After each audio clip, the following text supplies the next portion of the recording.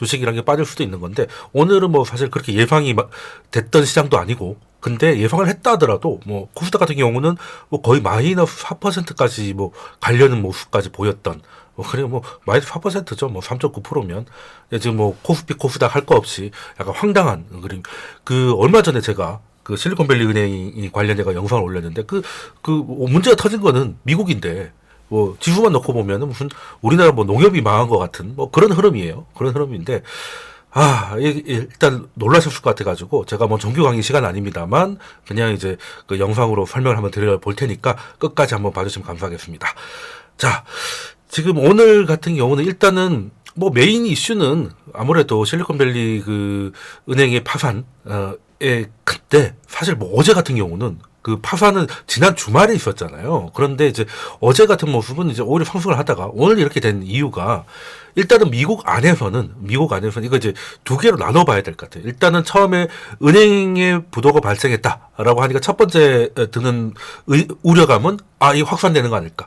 실리콘밸리 자체는 뭐 그렇게 크지 않다고 하니까 여기서 확산만 되지 않으면 괜찮을 거야. 라고 했는데 일단은 미국 정부 당국에서 적어도 은행을 구제하진 않겠지만 이제 예금주도 구제를 다 하겠다. 그 예금자 보호 이상으로 다 예금을 하고 있으니까 이제 그 이상까지 다 보장을 해주겠다, 구제를 해주겠다. 그런데 그 자체가 예금주를 구제를 하는 것이지 은행을 구제하는 건 아니다라고 해서 미국 같은 경우는 뭐 버져 나가기보다는 그 소형 은행이라는 그 섹터가 이제 집중적으로 뭐 몰락을 하는 뭐 그런 제한적인 흐름, 섹터 안에서의 흐름으로 좀 제한이 되고 금융위기로 번져나가는 모습은 뭐 아직까지 발견되지 않았습니다. 뭐 일단 대형은행은 상황이 좀 다르고 그리고 이게 사실 은행이 위기가 아니라 소형은행과 대형은행의 이제 그 차이. 그래서 여기서 이제 점점점 큰 것들로 몰려가는 뭐 이런 형태의 모습으로 보여지면서 뭐 이 정도는 괜찮겠다라고 했는데 그거는 미국 안에 이야기했다. 그러면 미국 안에서는 어쨌든 주주나 경영진까지는 구제하지 않겠지만 예금주까지는 구제를 하면서 뱅크라는 심리를 일단은 좀 막아내고 있는 거잖아요. 근데 이거는 미국 당국이 하는 정책이기 때문에 미국 안에서나 유효한 거지 만약에 해외 은행에서 이런 일이 터졌으면 그 정부가 또 어떻게 할지 알 수가 없는 거잖아요.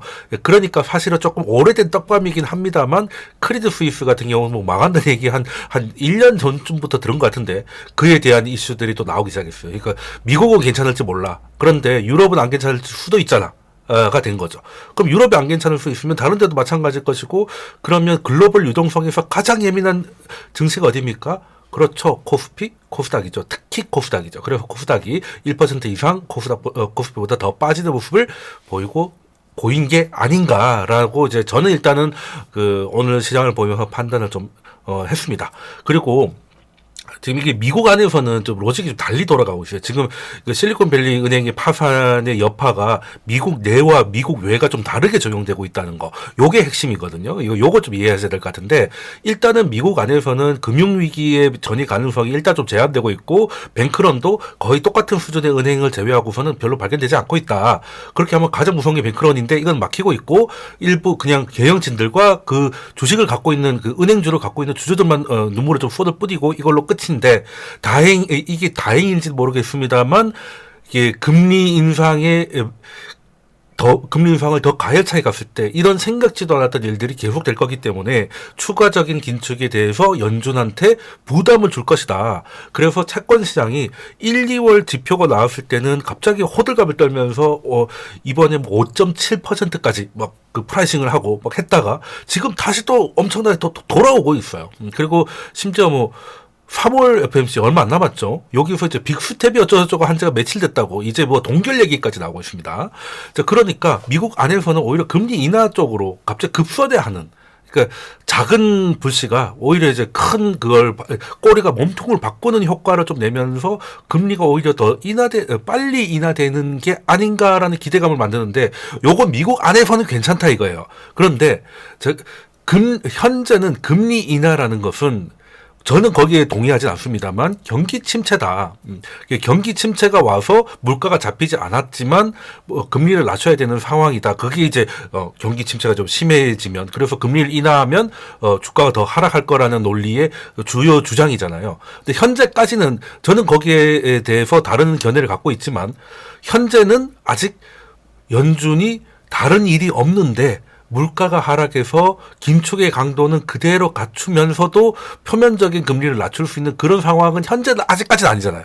적어도 1, 2월 때문에 오히려 조금 높아진 느낌인데 여기서 그 실리콘밸리 은행 때문에 금리 인하를 좀 빨리 나간다면 이거는 물가가 낮아져서 금리를 낮추는 것보다는 이런 다른 문제 때문에 금리를 인하해야 되는 생각보다 경제에 위험 요소가 많은 뭐 이런 상황이 될 수도 있다는 판단이 되니까 금리 인하가 경기 침체다. 그럼 경기 침체하면 어딜 먼저 팔아야 돼요? 코스피 먼저 팔아야 되고 유동성의 문제도 미국 안에서는 일단은 진화되고 있지만 해외는 이게 어떻게 전이될지 아직 알 수 없는 상황에 위기감이 고조되고 있으니까 일단 팔자가 되지 않았나 이런 생각을 합니다. 그래서 출발은 그 캘리포니아의 뭐 작은 은행 뭐 너무 작다고 하긴 그렇지만 어쨌든 뭐 상대적으로 작으니까 이제 작은 은행이 시작이었는데 그 여파가 미국과 그리고 국외와 그리고 금리 인하에 대한 시각을 막 건드리게 되면서 오늘 좀 뭐라고 해야 되나 좀 괴팍한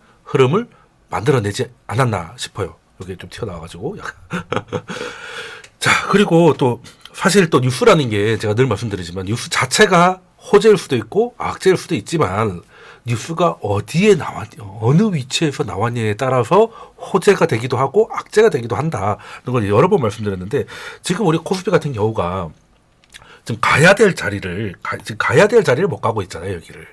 그러니까 여기 지금 뭐 다른 지표를 많이 하면 그러니까 이제 가장 오랫동안 추세선 우리가 이제 21년 7월 이후로 하락을 하면서 단 한 번도 넘지 못했던 200일선을 요때 보란 듯이 갭 상승으로 뛰어 올랐잖아요.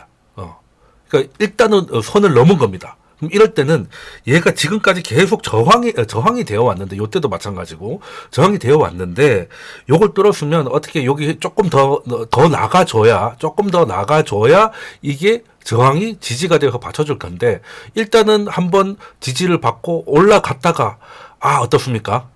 이게 처음에 뚫었을 때보다 힘이 더 약하죠. 왜겠어요? 이걸 2월 초쯤에 1월쯤에 뚫었을 때 그때 어떻게 우리가 뚫었어요?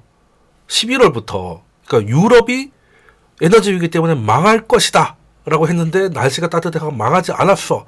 그러면 괜찮네? 그리고 중국이 다시 리오프닝을 하네?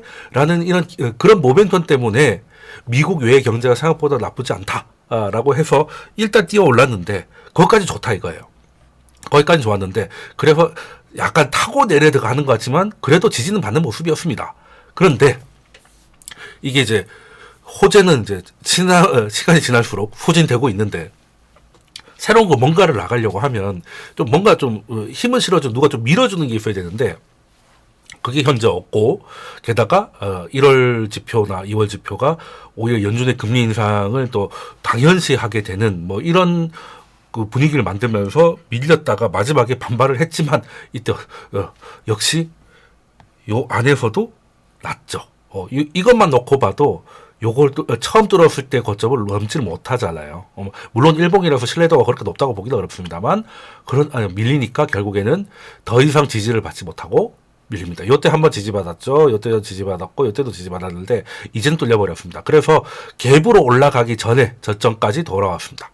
그러니까 지금 그래서 저는 일단 중요한 거는 여러분이 궁금한 건 이제 여기 진짜 전저점 작년 12월 말에 전저점을 깰 거냐 요거는 뭐 모르겠어요. 요걸 깨려고 하면은 일단은 중국의 리오프닝이 말짱황이었고 유럽이 다시 봄인 줄 알았는데 개같이 추워져 가지고 뭐 이게 또 인플레이션이 하고 하면 이것도 뚫지 말라는 법은 없겠지만 현재는 뭐 새로운 하락을 알리기보다는 가열차게 이제 갭 상승으로 뚫고 간 것들을 제대로 메우질 못하니까 결국에는 갭 하락이 아니지만 어쨌든 이 갭을 메우는 하락이 나오지 않았나. 그래서 원래대로 돌아왔다. 이때 돌아왔는데 그러면 아직까지 유럽이나 그 중국 리오프닝은 뭐 이제 신선도는 떨어졌지만 완전히 뭐 사라진 건 아니고 지금 이제 새로운 악재가 나왔던 미국 외의 이 다른 은행들의 미국 외의 은행들 뭐 그게 뭐 크레딧 스위스가 될 수가 있고 아니면 생각지도 못한 뭐 다른 은행이 될 수 있는데 이런 것들이 문제가 없으면 좀 확인하는 시간이 필요하겠죠. 그리고 우리나라가 지금 2,520을 넘어가려고 하면 EPS의 그 상승이 없으면 밸류에이션만으로는 이제 거기가 역사적 한계점이었기 때문에 그래서 이제 이게 기업의 실적이 좀 좋아지려고 하면 일점 반도체도 좀 더 돌아야 되고 우리나라 무역 수지도 조금 이제 바닥을 잡는 모습을 더 확인시켜줘야 되고 이런 시간이 걸리잖아요. 그럼 그때까지는 일단은 이 기대감을 약간 후퇴한 마당에서 일단 보자라고 해서 오늘 외국인들이 뭐 시작하자마자 열심히 던지고 그리고 이제 기관들이 외국인이 던지는 거 보고 따라 던지면서 이런 이제 놀라운 모습이 벌어지지 않았나 싶은데 지금은 어떻게 보면 사실 뭐 이게 갑자기 이렇게 돼서 뭐 예상했다라고 보기에는 좀 오바지만 예상한 분들도 사실은 그 하방을 보신 분들도 꽤 많지만 오늘 이렇게 될 거라고 그 맞춘 사람 별로 없을 것이다. 왜냐하면 너무 변칙적인 흐름이고 너무 높은 변동성이에요. 그래서 지금은 일단은 그냥 오늘 하루가 지나고 보니까 이게 가야 될 자리에서 못 가고 이제 더 이상 이제 밀렸으니까 원래대로 돌아온 데서 다시 한번 계산을 하게 되는 그런 시기가 되지 않나 이런 생각을 하고 있고 일단은 전저점을 다시 깬다면 이거는 이제 그 추세가 또 이제 지금 여기 보시면 고점과 저점을 계속 낮추면서 내려온 추세적 하락이었잖아요. 근데 이 저점을 처음으로 이 고점을 위로 좀 발라내서 내려와도 하다못해 여기만 돼도 이제 저점을 높여가는 그런 과정이니까 이제 추세 전환이 어떻게 되는지 좀 지켜봐야 될 것이고 현재는 기대감에 일단 경계 모드로 들어갔고 경계 모드 동안은 시간이 좀 필요할 테니 기대감을 좀 거둔 거 아닌가. 그러면 이런 그 변동성이 차라리 뭐 하락장이고 뭐 숨기고 이게 방향이 확실하면 더 좋을 것 같은데 이럴 때는 뭐 어떻게 해야 되느냐.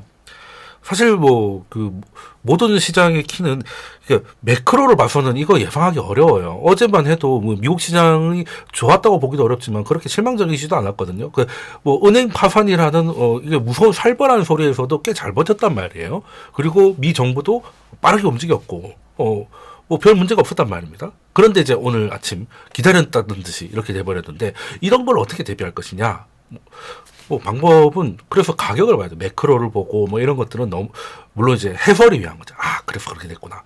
그런 일이 있었구나. 이거는 사고적으로 인지를 하는 건데 그래서 우리가 해야 될 거는 어제 우리가 가진 종목을 다 팔 수 없잖아요. 뭘 보고 팔아? 물론 저희는 새 종목을 이제 줄였죠. 줄였는데 오늘 이렇게 떨어질 줄 알고 줄인 게 아니라 그냥 우리가 이탈가를 설정을 했는데 이탈가를 하회를 하길래 자른 거잖아요.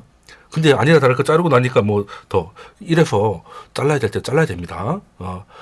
트레이딩은 뭐라고요? 떨어졌지만 더 떨어질 것 같을 때 자르는 겁니다. 근데 뭐 솔직히 이렇게 떨어질 줄 알고 잘라라 한 건 아닌데 어쨌든 선을 밟았으면 일단 자르는 거예요. 그게 원칙이고. 그러면 이런 시장에서 어떻게 뭐 매크로를 보고 뭐 뉴스를 보고 펀더멘탈을 보고 해도 이 하루하루의 움직임을 어떻게 하는 가장 신뢰도가 높은 거는 가격을 보라는 건데 가격을 보라는 말이 좀 모호하잖아요. 그게 어떤 거냐면 지금 1월 상승 이후로 차트 다시 보여드릴게요. 1월 상승 이후로 가장 우리가 가장 강력한 섹터가 뭐 2차 전지라든지 뭐 AI도 있고 뭐 몇 가지 섹터들이 주도 섹터가 있었잖아요. 근데 그런 애들이 최근 들어서 뭐 어떤 모습 보였나요? 최근 들어서 몇 대쯤 돼서 뭐 확 꺾였다고 말하기에는 좀 애매하지만 변동성이 굉장히 커졌어요. 들락날락이 커졌어요. 이건 무슨 의미를 말하겠습니까?